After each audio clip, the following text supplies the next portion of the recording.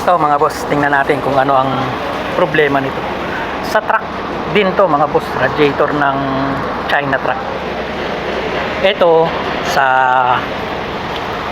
truck din to na Mercedes. Yan, yung modelong Mercedes. Ito sa China truck. Ang ganda pa eh, no? Tingnan nyo yung bracket niya ito. Yung bracket niya, boss. Oh. Production date niya yan, bro. Mga boss, oh. 2024.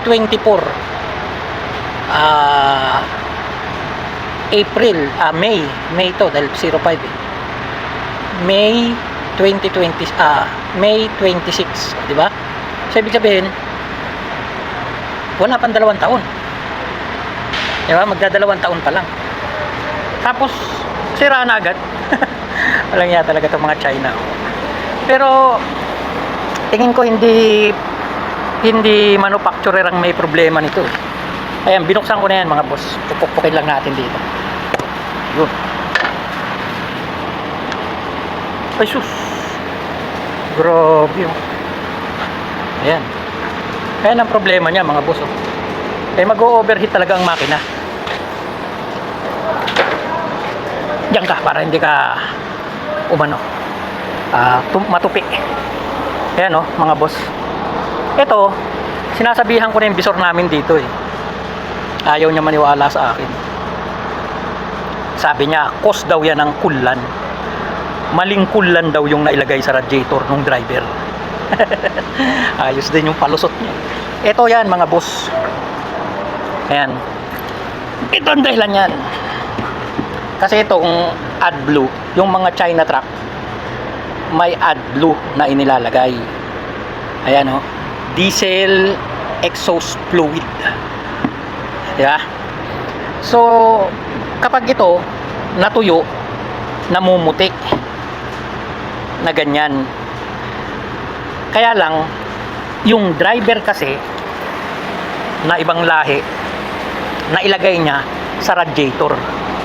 O, hindi doon sa lagayan ng AdBlue. Sa radiator niya na ilagay. Kaya ang resulta dito hindi naman kulan yun eh, yung AdBlue eh. Oh.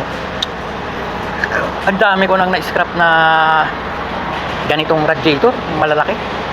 Puro ganito ang problema. Ngayon ito naman, dito naman sila nagkamali oh. Tingnan niyo yan ha, 1, ayun nagawa ko na 2, tapos ito pa 3. Oh, 3 na yung nandito. Ha, may na-scrap akong 2 yata nito dati na in-scrap ko. Kasi nga yung pagdadala pa rito wala rin, hindi rin nila iniingatan eh. O kagaya niyan no, mga tama-tama na ganyan no. Sagi na lang yan sa pagdadala nila rito eh. Sana ingatan nila para walang tama, di ba? Ay, ayan oh. Natuyo yan oh, mga boss. AdBlue to. Ganyan ng tsura ng AdBlue pag natuyo. So kung kayo ay gumagamit din ng AdBlue, baka kahit yung empty gallon, linisin nyo ng mabuti bago nyo gamitin. Nalagyan ng tubig para sa radiator ha mga boss ha, para hindi magganyan yung radiator nyo. Talagang magbabara yan oh.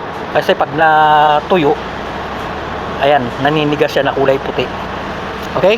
So ganun lang mga boss, share ko lang sa inyo yung konting tips para maingatan natin ang ating mga radiator. So ito naman yung kabila mga boss. Bubuksan din natin. Yung lower part yan mga boss. O ito, wala masyado. Ito pala. Andito pala napunta. So, okay naman oh, malinis sana oh. So, doon kasi yung itaas eh. Yung itaas talaga ang pondohan ng dumi. So dito, lagay muna natin ito rito para hindi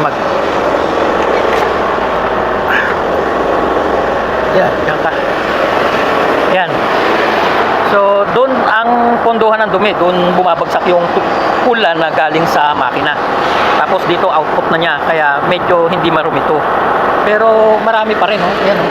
Ang hirap lang kasi dito sa AdBlue, para siyang tubig mga boss. crystal clear din siya na parang tubig na medyo hindi naman malapot talaga, medyo malapot lang. Kaya napagkakamala ng mga driver na tubig lang o kulan. Wala eh. Nag-usap na kami dati ng bisor ko. Hindi daw yun, wala daw ganung kaso. Pero ang dami nung radiator kung ginagawa na ganito ang kaso. Ito, i-scrap ko na rin to. Hindi ko na pagtsatsagaan to kasi ano kasi to mga boss, agos yan hanggang sa loob ng tubo kasi nga tubig siya eh. Ngayon pag natuyo, barado na yung tubo. Halos lahat nga to eh. Kaya pag pinagtsagaan ko to, matagal. Yan. Lahat yan mga boss, barado yan. Kung dito, okay siya, pero yung mga yan, susundutin dapat yan isa-isa. So hindi na. Hindi ko na pag-aaksaya ng panahon yan. Scrap na yan mga boss. Pinakita ko lang sa inyo. At saka i-share ko na rin sa inyo para maging aware kayo kung sakaling gagamit kayo o yung sasakyan nyo ginagamitan ng AdBlue, linisin nyo muna yung mga empty gallon bago nyo lagyan ng tubig na gagamitin para sa inyong radiator ha mga boss. Ito mga boss yung China truck. Ayan, na ginagamitan ng AdBlue. Ayan. Ayan o. Seat truck. Okay. Tsaka yan pa. So, dito inilalagay yung AdBlue mga boss. Ito yung tank niya. Nalagayan ng AdBlue. Hindi ito yung radiator. Andun yung radiator sa unahan.